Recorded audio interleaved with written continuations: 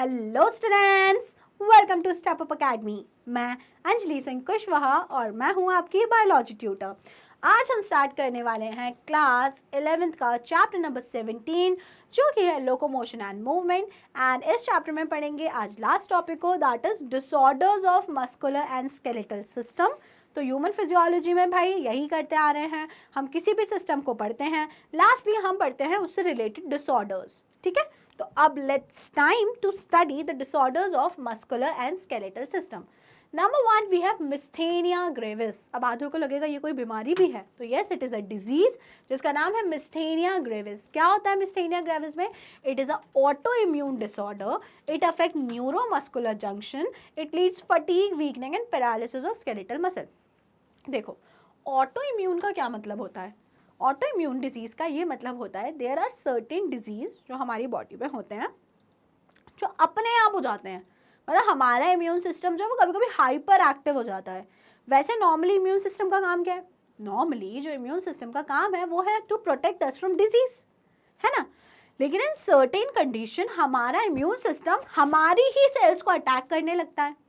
And when such things happen, those disease are known as autoimmune disorders। मतलब हमारे immune system ने खुद को ही अटैक कर दिया, बेवकूफ़ हो गया था वो। तो one such example is the myasthenia gravis. अब मिस्थेनिया ग्रेविस में क्या होता है? In myasthenia gravis the neuromuscular junction is affected. अब आपने पढ़ा था there is a motor neuron, एक मोटर न्यूरॉन होता है और मोटर न्यूरॉन आके टर्मिनेट होता है। मोटर न्यूरॉन कहाँ आके टर्मिनेट होता है? मसल फाइबर पे। और मसल फाइबर और मोटर न्यूरॉन जहाँ टर्मिनेट होते हैं इस पार्ट को हम लोग बोलते हैं neuromuscular junction, the NM junction. और फिर यहाँ से एसिटाइल कोलिन रिलीज होता है, एक्शन पोटेंशियल जनरेट होता है, मसल कंट्रैक्शन होता है। ये सारी कहानी आपने पढ़ी थी in the sliding filament theory. अब in this particular disease myasthenia gravis this neuromuscular junction is affected. Neuromuscular junction affect हो गया है और जब न्यूरोमस्कुलर जंक्शन अगर अफेक्ट हो गया है तो देयर विल बी, मतलब क्या होगा आप खुद सोचो ना, it will affect the muscle contraction। जो नॉर्मल फिजियोलॉजी है मसल कंट्रैक्शन की, इट विल बी अफेक्टेड। जो नॉर्मली आपने पढ़ा था वो अब प्रॉपर मैकेनिज्म जो नॉर्मल हो रहा था वो नहीं हो पाएगा, जिसके कारण क्या होगा? There will be fatigue, there will be weakening of the and ultimately severe condition में there will be paralysis of the skeletal muscle. Okay, so one such disease is the myasthenia gravis. Next we have muscular dystrophy. Now what do you understand by muscular dystrophy?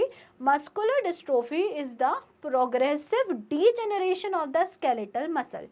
क्या होता है muscular dystrophy, क्यों होता है पहले वो सुन लो। हमारी body में एक जीन होती है जिसका नाम होता है डिस्ट्रोफिन, और डिस्ट्रोफिन जीन सिंथेसाइज करती है the dystrophin protein which is necessary to maintain the normal structure of the muscle. अब अगर ये डिस्ट्रोफिन जीन ही नहीं है, जेनेटिक डिसऑर्डर है मस्कुलर डिस्ट्रोफी, अगर डिस्ट्रोफिन जीन नहीं है तो डिस्ट्रोफिन प्रोटीन नहीं बनेगा, डिस्ट्रोफिन प्रोटीन नहीं बनेगा तो there will be degeneration of skeletal muscles. Skeletal muscles धीरे धीरे धीरे धीरे करके डीजेनरेट होने लगेंगी, डीजेनरेट है ना, वीक होने लगेंगे। और जैसे जैसे मसल्स अगर वीक होंगी तो there will muscle paralysis, fatigue, weakening, है ना, ये सारी कंडीशंस होंगी। So muscular dystrophy is a genetic disorder and myasthenia gravis was autoimmune disorder. क्या हो रहा है यहाँ पे? देयर इज अ प्रोग्रेसिव, धीरे धीरे there is a progressive degeneration of the skeletal muscles. Cool, okay. Next we have tetany. Now what do you understand by tetany? Tetany is the rapid spasm in the muscle due to low calcium in the body. कभी कभी क्या होता है आपके जो muscles हैं वो अपने आप ही फ्लक्चुएट होने लगेंगे। आपको ऐसा लगेगा अरे मेरे मसल्स अपने आप कंट्रैक्ट हो रहे हैं, जल्दी जल्दी कंट्रैक्ट हो रहे हैं, स्पैज्म हो रहा है, फास्ट फास्ट कंट्रैक्शन हो रहा है मसल्स का। तो it is this condition is known as tetany. Tetany क्यों होता है? बिकॉज कैल्शियम का अमाउंट है बॉडी में वो कम हो रहा है, and when there is low calcium in the body तो जो मसल कंट्रैक्शन है it will be affected for sure, because normal muscle contraction का मैकेनिज्म आपने देखा है तो आपको पता है कि कैल्शियम कितना इंपॉर्टेंट रोल प्ले करता है। अगर कैल्शियम नहीं होगा तो क्या होगा? कैल्शियम के ना होने के कारण आप देखेंगे कि मसल्स का कंट्रैक्शन एबनॉर्मल हो जाएगा, स्पैज्म होंगे, ठीक है, रैपिड कंट्रैक्शंस होंगे, and this condition is known as tetany. This condition is known as tetany. So tetany are nothing but the rapid spasm. अच्छा, टिटनेस सुना होगा, टिटनेस। तो टिटनेस क्यों होता है? टिटनेस होता है it is a permanent contraction of the muscle. Tetanus क्या होता है? Permanent contraction of the muscles, and tetanus occur due to a bacteria Clostridium tetani. ठीक है, वो बैक्टीरिया के कारण होता है। Now next we have arthritis. तो आर्थराइटिस, आइटिस अगर कहीं पे भी आ रहा है तो it is the inflammation.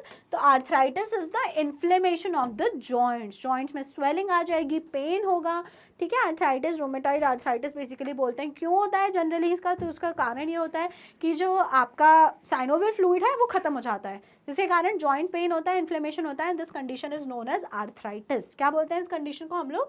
Arthritis, inflammation of the joints. Next we have osteoporosis. Now what do you understand by osteoporosis? Osteo mean bone, porosis मतलब bones का degeneration.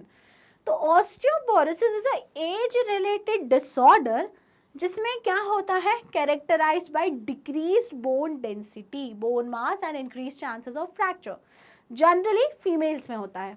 क्या होता है? जैसे जैसे जैसे जैसे उम्र बढ़ती है तो बोलते ना, अरे भैया बुढ़ापे में ध्यान दो, अभी कहीं गिर आ गए तो टूट जाएंगी 2 4 5 हड्डियां। तो भाई बुढ़ापे में हड्डी टूटने पर इंसान इतना वरिड क्यों है? क्यों वरिड है? क्योंकि विद एज जो आपकी बोन्स की डेंसिटी होती है, बोन्स का जो मास होता है वो कम होने लगता है, बोन्स थिन होने लगती हैं विद एज। अभी जैसे एज में मैं हूँ, आप हो, अभी ऐसे अगर 2 4 बार गिर भी पड़े तो तुम्हारी हड्डियां जुड़ जाएंगी, बिकॉज अभी हमारी बोन डेंसिटी अच्छी खासी है, बशर्ते तुम्हारा कैल्शियम लेवल ठीक हो। ओके, अब अगर कभी ओल्ड पीपल में देखो और वो कहीं गिर जाते हैं, फ्रैक्चर कुछ अगर हो जाता है तो उनमें बोन्स का हील होना बहुत डिफिकल्ट हो जाता है। बिकॉज क्या हो रहा है? विद एजिंग ऑस्टियोपोरोसिस हो रहा है, बोन धीरे धीरे करके कैल्शियम लूज करने लगती हैं और थिन होने लगती हैं। क्या होने लगती है? बोन की थिनिंग होने लगती है, क्योंकि कैल्शियम बॉडी से लॉस्ट होता जा रहा है, और इसी कंडीशन को हम लोग बोलते हैं ऑस्टियोपोरोसिस। तो अब जब बोन थिन हो रही है तो क्या होगा? There will be increase risk of fracture. जरा सा कुछ हुआ, बाथरूम में गिर पड़े, फ्रैक्चर, हाथ ऐसे मोड़ दिया, फ्रैक्चर, थोड़ा सा सर टकराया, फ्रैक्चर, ठीक है। तो मतलब बहुत जल्दी फ्रैक्चर्स होने के चांसेस हो जाएंगे। क्यों? Because the bone density is continuously in decreasing, bone density continuously कम होती जा रही है।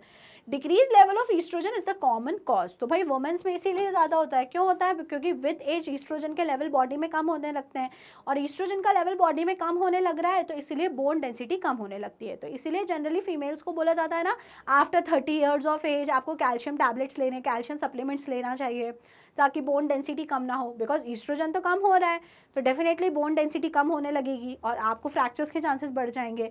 तो बहुत सारी टीवी में आपने एड्स भी देखे होंगे, कोई कुत्ते वाली टैबलेट्स होती हैं कोई सी, उसके बॉक्स पे डॉग बना हुआ होता है, तो वो कैल्शियम टैबलेट्स होती हैं, और उसमें ऐड में बोलते भी आई हैं 30 के बाद महिलाओं की हड्डियाँ कैल्शियम छोड़ने लगती हैं, जिससे आपकी हड्डियाँ बहुत वीक हो जाती हैं। तो ठीक है, calcium supplements after 30 years of age womens को जनरली ले लेना चाहिए। Okay, lastly we have gout. So what is gout? It is the inflammation of joint due to accumulation of uric acid crystal. तो gout एक ऐसी condition होती है जिसमें बॉडी में यूरिक एसिड जो होता है वो प्रॉपरली एक्सक्रीट नहीं हो पाता, एंड दैट यूरिक एसिड वो जाके जॉइंट्स में एक्यूमुलेट हो जाता है, ठीक है, जॉइंट्स में, और जॉइंट्स का इन्फ्लेमेशन करता है। अगर सिर्फ जॉइंट्स के इन्फ्लेमेशन की बात करें तो दैट इज आर्थराइटिस, लेकिन अगर जॉइंट्स का इन्फ्लेमेशन हो रहा है due to deposition of uric acid के डिपॉजिट होने के कारण जॉइंट्स का इन्फ्लेमेशन हो रहा है, तो that condition will be known as gout. क्या बोलोगे आप उस कंडीशन को? That condition will be known as gout. Generally जो गाउट होता है वो ऑब्जर्व होता है in the first metacarpophalangeal joint, मतलब कि मेटाटार्सल जॉइंट जो होता है ना, जो फर्स्ट जॉइंट होता है ये टो का, ग्रेट टो का जो आपका ये जॉइंट होता है मेटाकार्पल और मेटाटार्सल और टार्सल के बीच में, इसमें जनरली आपको ऑब्जर्व होता है गाउट। ओके, समझ में आई बात? तो this is everything about, if I think I am done with the diseases, so this is everything about the disorders of muscular और द स्केलेटल सिस्टम। ओके, अगर आपको कोई भी डाउट हो तो पूछिए, because here we are done with this particular topic and this chapter.